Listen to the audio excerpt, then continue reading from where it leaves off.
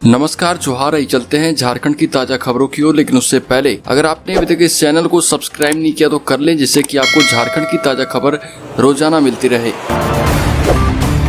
पहली और बड़ी खबर, झारखंड के त्रिस्तरीय पंचायत आम निर्वाचन चुनाव को लेकर कोडरमा जिले के संपूर्ण ग्रामीण इलाके में धारा 144 लागू कर दिया गया है। इसे लेकर अनुमंडल प्राधिकारी मनीष कुमार ने आदेश जारी किया है। अब चुनाव से संबंधित किसी तरह की गतिविधि के लिए अनुमति लेना अनिवार्य किया गया।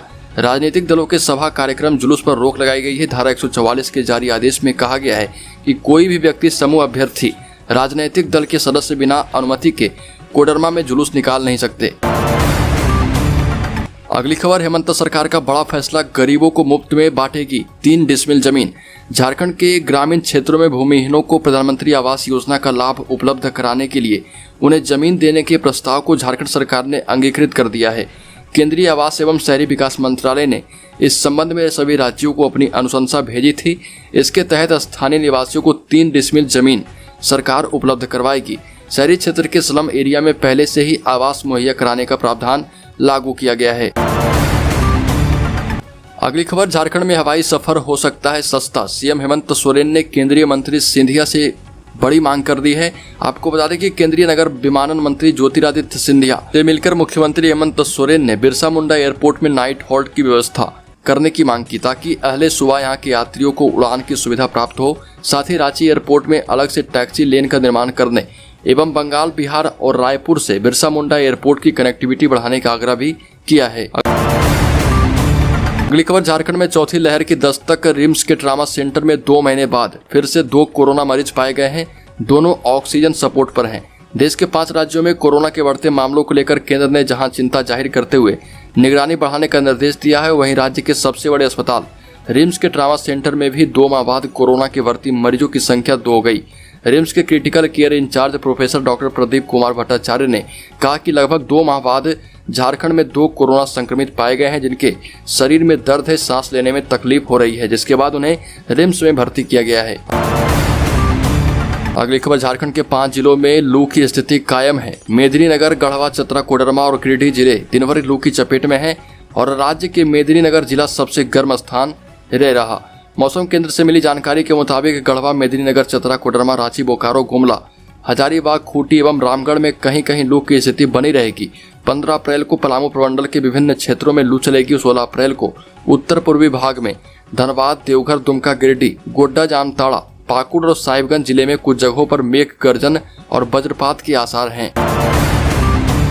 अगली खबर, झारखंड में हिंदुओं के जुलूस पर हमला करने के लिए बाहर से मुस्लिम स्लीपर सेल को बुलाया गया था। आपको बता दें कि आतंकियों के स्लीपर सेल ने लोहरदगा में सांप्रदायिक हिंसा की घटना को अंजाम दिया है। लोहरदगा जिले के सदर थाना क्षेत्र के हिरही गांव में रामनवमी की शोभा यात्रा पर विगत 10 अप्रैल 2022 को पथराव की घटना हुई थी, जिसमें 1 की मौत हो गई थी और 12 लोग जख्मी हो गए थे। इस पर बड़ा खुलासा किया गया है। अनुमंडल प्राधिकारी के द्वारा एसडीओ अरविंद कुमार ने साफ तौर पर कहा कि सांप्रदायिक हिंसा की घटना को अंजाम देने के लिए स्लीपर सेल आतंक और हिंसा फैलाने वाले एक समूह को बुलाया गया था, जो कि शहर में ऑटो से घूम रहे थे और तहकीकात कर रहे थे कि कहीं भी रामनवमी की जुलूस दिख जाए और उस पर पथराव कर दिया जाए। अगली खबर, झारखंड में राज्य कर्मियों के महंगाई भत्ते में बढ़ोतरी की गई है। पूर्व में जिन्हें 31% महंगाई भत्ते मिल रहे थे, उसे बढ़ाकर 34% कर दिया गया है। इसी तरह पेंशनधारियों को महंगाई भत्ता बढ़ाकर दिया जाएगा। इसके अलावा श्रम विभाग के उस प्रस्ताव को भी स्वीकृति प्रदान की गई है, जिसके तहत प्रवासी मजदूरों की मौत होने पर 100 को पैतृक स्थान तक लाने और आर्थिक सहायता के लिए जिला स्तर पर 10 लाख रुपए के मुख्यमंत्री झारखंड प्रवासी श्रमिक दुर्घटना कोष के गठन को मंजूरी दी गई। अगली बड़ी खबर, राज्य के सहायक अध्यापक को मानदेय देकर खुश कर दिया गया है और इसको लेकर सहायक अध्यापक ने कहा कि राज्य के सहायक अध्यापक को सिर्फ मानदेय देकर खुश नहीं किया जा सकता है। जो भी आदेश दिए गए हैं उसका भी पालन जमीनी स्तर पर होता नहीं दिख रहा। मानदेय भी टाइम पर नहीं दिया जा रहा। राज्य के सहायक अध्यापक को सरकार ने जो मानदेय देने के आदेश दिए हैं उस पर जमीनी स्तर पर काम हो, नहीं तो सहायक अध्यापक आंदोलन को मजबूर होंगे। राज्य के कुछ संगठनों ने सरकार से ये भी आग्रह किया है और कहा है कि राज्य के पारा शिक्षकों को सहायक अध्यापक का दर्जा देना अच्छी बात है, लेकिन शिक्षा मंत्री ने जो धोखा दिया है राज्य के 65,000 शिक्षकों के साथ, उन्हें वेतनमान नहीं बल्कि मानदेय पर खुश कर दिया गया है और इस पर भविष्य में आगे निर्णय लिया जाएगा। अगली खबर, झारखंड में प्राथमिक विद्यालय में 30,440, मध्य विद्यालय में 29,175, टोटल 60,000 के लगभग शिक्षक के पद जारी किए गए।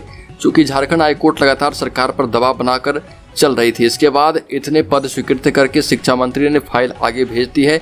जगन्नाथ महतो ने कहा कि हम 60,000 शिक्षक बहाली बहुत पहले ही कर लेते, लेकिन मामला कोर्ट में पेंडिंग था, इसलिए हमारी तरफ से कोई पहल नहीं की जा रही थी। अब जब कोर्ट का आदेश सरकार को मिला है तो सरकार शिक्षकों की नियुक्ति को लेकर आगे बढ़ रही है। अगली बड़ी खबर, पोषण सखियों के हटाए जाने के मामले पर जगन्नाथ महतो का बड़ा बयान। जगन्नाथ महतो ने कहा कि इसमें सरकार देख रही है और क्या करना है इस पर विचार चल रहा है। जितने भी पोषण सखी हटाए गए हैं वो केंद्र सरकार के फैसले के अंतर्गत हटाए गए। अब जब केंद्र सरकार पैसे ही नहीं देगी तो राज्य सरकार पैसे का भुगतान कहां से कर पाएगी। लेकिन फिर भी हटाई गई पोषण सखी, और जो पोषण सखी अभी कार्यरत हैं जिनका मानदेय नहीं मिल रहा, उनके लिए हम कुछ बीच वाला रास्ता निकालेंगे और परेशानी को दूर करेंगे।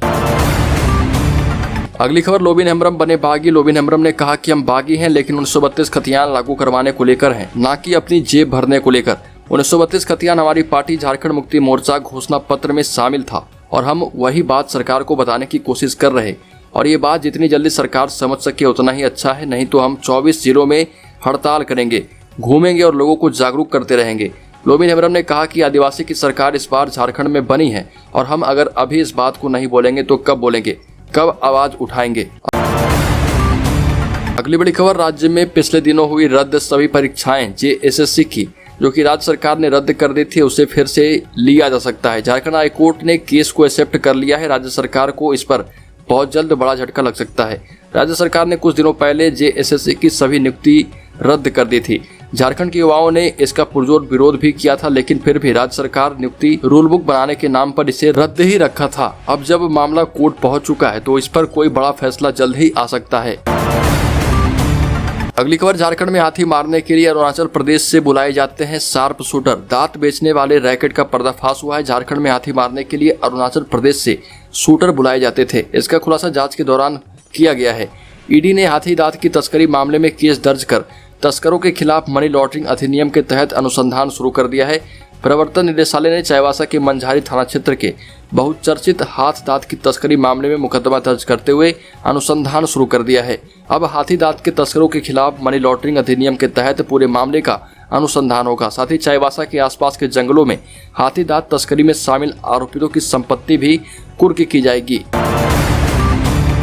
झारखंड से बड़ी खबर सामने आ रही है। लोहरदगा जिले में विगत 10 अप्रैल 2022 को सदर थाना क्षेत्र के हिरही गांव में रामनवमी शोभा यात्रा पर हुए पथराव और आगजनी की घटना के बाद भड़की सांप्रदायिक हिंसा थमने का नाम नहीं ले रहा। फिर से एक बार मंदिर में बज रहे लाउडस्पीकर को मुस्लिम युवकों ने जबरन बंद करवा दिया है। बताया जा रहा है कि देर रात क्षेत्र के अरु गांव के बस्ती के शिव मंदिर में बज रहे लाउडस्पीकर को एक समुदाय विशेष के कुछ लोगों ने आकर लाउडस्पीकर को बंद करवा दिया। यह भी कहा कि अगर लाउडस्पीकर बंद नहीं करता है तो युवकों को बाहर खींचकर मारेंगे। जब यह बात सार्वजनिक हुई तो माहौल खराब होने लगा। इसकी सूचना ग्रामीणों ने तुरंत पुलिस को दी है। अगली खबर, झारखंड से होकर गुजरेगा देश का चौथा एक्सप्रेसवे। वाराणसी से कोलकाता तक नया एक्सप्रेसवे बनेगा। 625 किलोमीटर लंबा एक्सप्रेसवे झारखंड से गुजरने वाला चौथा एक्सप्रेसवे होगा। यह हजारीबाग, चतरा, रामगढ़ व रांची से होकर गुजरेगा। इन चारों जिलों के भू अर्जन अधिकारियों को जमीन चिन्हित करने का निर्देश दिया गया है। जिला प्रशासन ने इस दिशा में काम करना शुरू कर दिया है ताकि रैयतों को मुआवजा देकर जमीन का अधिग्रहण किया जा सके। झारखंड से गुजरने वाले 3 एक्सप्रेसवे से पहले से प्रस्तावित है। इनमें रक्सौल से हल्दिया, संबलपुर से रांची और रायपुर से गुमला, रांची से होते हुए धनबाद तक का एक्सप्रेसवे शामिल है।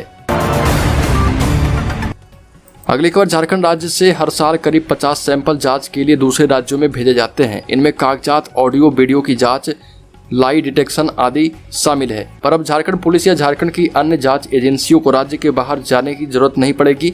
झारखंड में ही अत्याधुनिक फॉरेंसिक साइंस लेबोरेटरी में अत्याधुनिक लैब तैयार की जा रही है।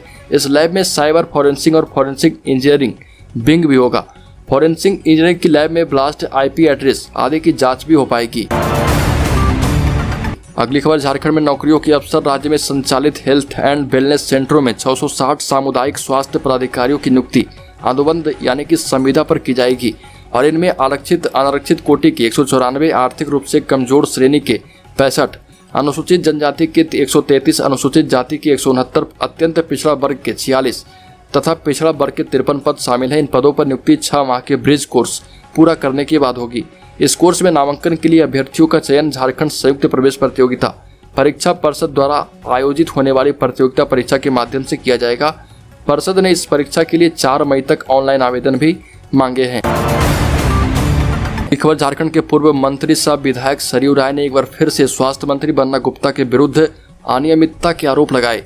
इस बार उन्होंने स्वास्थ्य मंत्री पर गलत ढंग से अपने वैसे कर्मियों को भी कोरोना प्रोत्साहन के रूप में 1 माह का अतिरिक्त वेतन दिलाने का आरोप लगाया है, जो इस लाभ के लिए पात्रता नहीं रखते थे। इसे लेकर उन्होंने मुख्यमंत्री हेमंत सोरेन को पत्र लिखा है, जिसमें उन्होंने स्वास्थ्य मंत्री के विरुद्ध कार्रवाई करने की मांग की। अगली खबर झारखंड के लोहरदगा में रामनवमी के दिन हिंसा मामले में फुटबॉल कंपटीशन के नाम पर फंडिंग और ऑटो से घूम रहे थे स्लीपर सेल के सदस्य, ऐसा खुलासा किया गया है। और ये भी कहा गया कि स्लीपर सेल झारखंड के लोहरदगा में लगभग 2 साल से सक्रिय हैं। स्लीपर सेल के सदस्य किसी संगठन विशेष के संपर्क में रहते हैं और संगठन के निर्देश पर घटना को अंजाम देते हैं। लोहरदगा जिले में स्लीपर सेल की गतिविधियां पिछले 2 साल से चल रही